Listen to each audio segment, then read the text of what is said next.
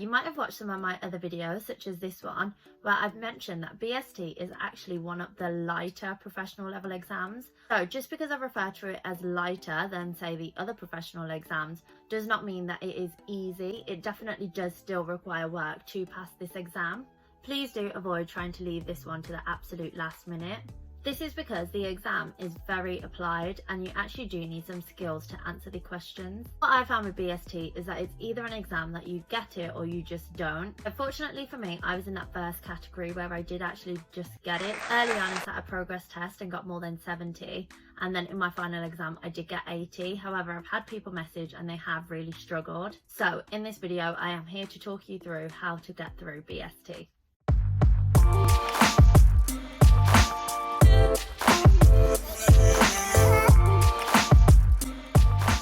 So let's start off with what this exam is actually like. According to the ICAEW syllabus, the aim of BST is to provide students with an understanding of how an organisation develops and implements strategy, including any ethical implications. So as I did in the FAR video, so check that out if you do have FAR coming up as well, I did give a summary of the exam in pretty much a nice little table. This is exactly what I'm going to do for BST as well.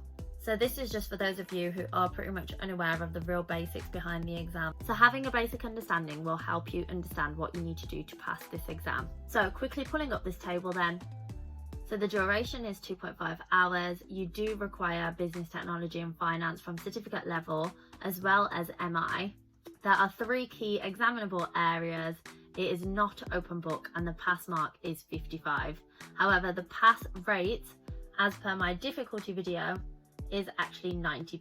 But as with any of the professional level exams, I would always advise it's worth checking out if you do have any credits for prior learning or also exemptions. The link is in the description below if you do want to check that out. So that being said, I do think BST helps with some of those advanced level exams. So that would be SBM, Strategic Business Management, as well as the final case study exam. However, if you've also watched this difficulty video, then it won't surprise you that I did rank BST as one of the easiest professional level exams. And I personally, because of how I did just kind of understand it and grasp it very early on, I do not think it would have impacted my success that much with the advanced level exams. So if you do have that exemption, it probably is worth taking it. So one of the main reasons that I call this a lighter exam is just purely based on the content. So the content for BST is very scarce compared to all of the other professional level exams. So here's a video that talks you through all of those. What I found is that when I came to study BST, I was actually so surprised that the majority of the content had in fact already been covered in that certificate level business, technology and finance exam. In a way, I think that this can be a bit concerning, and that's purely because then only 25 to 30% is knowledge based in this exam and the remaining is all skills based. That's why practice really is important with this. So in terms of the modules then, those are pretty much the same as the BTF certificate level exam. Where I found this quite weird actually is because in the professional level studies for this exam, it does really go into details about the modules, but then in reality, in the actual exam, they're not assessed too much. However, it can be good to kind of sprinkle and add them in where it seems relevant for an extra mark or so. The exam papers do really vary massively for this exam, but it's really important to have a good understanding of the modules though, just in case they do ask you specifically about a certain module and then want you to apply that module to the question. So an example of this could be, say, Porter's 5 forces. I did though mention that they aren't assessed too much, and if you do just do a quick flick through the question bank and just scan through yourself, you will kind of see that this is the case. Overall, I do think you can do fairly well without worrying about them too much, but you should definitely have that understanding just in case you are specifically asked. So to reiterate, do learn the basics of the modules. Like I said, it can help you gain an extra mark or so if you can briefly mention the module in the scenario, but do make sure that it is relevant. Although you aren't really negatively marked in the exam, so there's no actual real disadvantage if you don't get that, but then it is just that impression that you lead to the examiner. I really wouldn't spend too much time really trying to learn the models. I think the best and most effective way that I found to learn them was to actually just have posters up. So I found this to be really effective for me. Here's just an example of one of the models that I did stick up. I would literally put them everywhere. I'd put them in a kitchen cupboard, I'd put them in my bathroom, next to where I'd brush my teeth.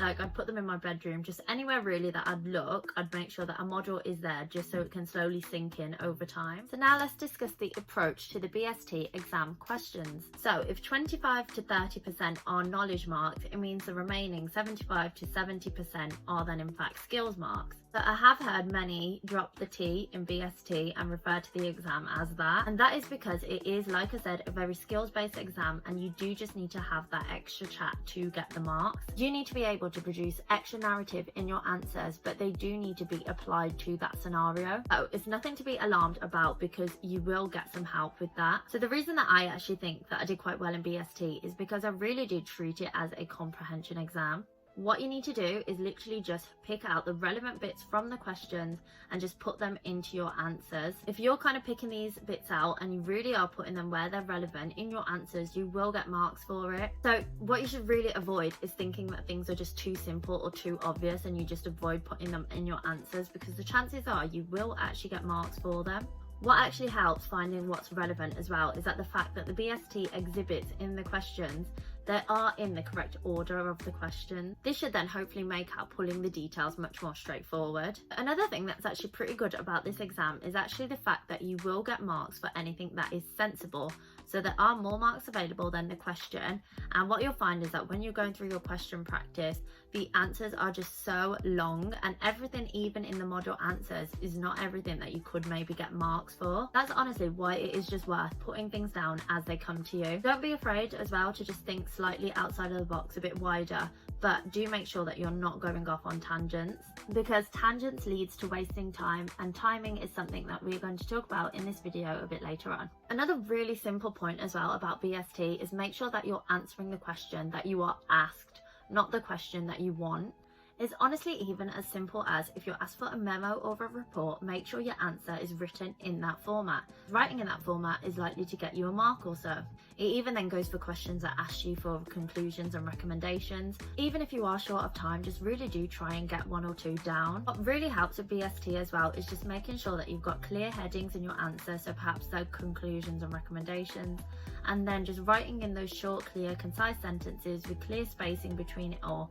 It will just really make it so much easier for the examiner to just go through and mark your script, and then hopefully they are just that bit nicer to you. So now let's move on to the revision strategy for BST. So for me, I was sitting 2 other professional level exams during the same sitting as the BST one. So yes, it was pretty intense, and if you want to know more about the intensity of sitting 3 professional level exams at a time, then do check this video out and I'll share a lot more details about that. But I think this is probably also one of the reasons why I do describe BST to be one of those lighter exams, and that's because compared to the other 2 I was sitting alongside it, it was just that bit lighter in terms of content and how much practice was needed. So therefore, the advice going forward in this video is going to really just be the bare minimum that you'll need to do to pass this exam. If this is your only exam, then I'd probably advise a bit more than this, because you can practice that bit more. You do just, of course, want to be on the safe side. So starting with the first question in BST, and this is typically some data or kind of number analysis type question. The question would usually ask you to analyze the performance of, say, the company in question. So this is actually really good practice for the ACA case study, and do check this video out if you want to know more about that.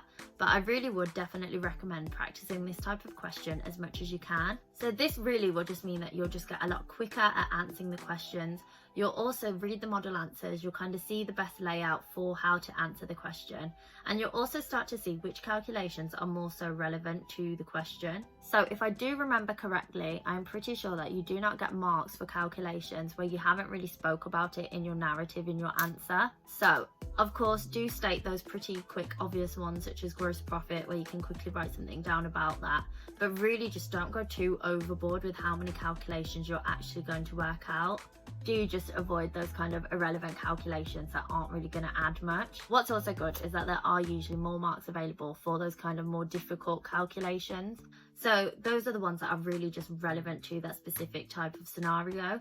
And what I found is that even through question practice, so say practicing maybe 5 types of these questions, I did find that I was really improving on these. So now my main other revision technique to pass BST actually really does differ from the rest of the exams. So of course this is a video on FAR, and I do have other videos along the way on the other professional level exams, so do make sure to subscribe and check those out. So actually what I would do, instead of actually attempting the question completely by myself, I would actually just read the model answers. So like I said, the model answers are just very long at the back of the book, and it's also just not limited to that, but I did just really want to kind of get an understanding of what kind of answers they were looking for. I would then just make notes if I found that any of these types of answers could have been applicable to others. So why I personally think this worked for me is just because I had already gained that confidence in that first progress test and kind of knew what to do with this exam. So if you are someone who is kind of struggling very early on with this exam, then I would recommend just practicing questions and also to time. So definitely a lot more practice than I am currently already outlining. So you really can just spend a lot of time practicing questions for this exam, but BST is really one of the only ACA exams where I didn't try to complete the whole question bank for. This is just purely because the exams just honestly differ massively from paper to paper. The questions are also quite long, and then the answers as well, they are quite subjective.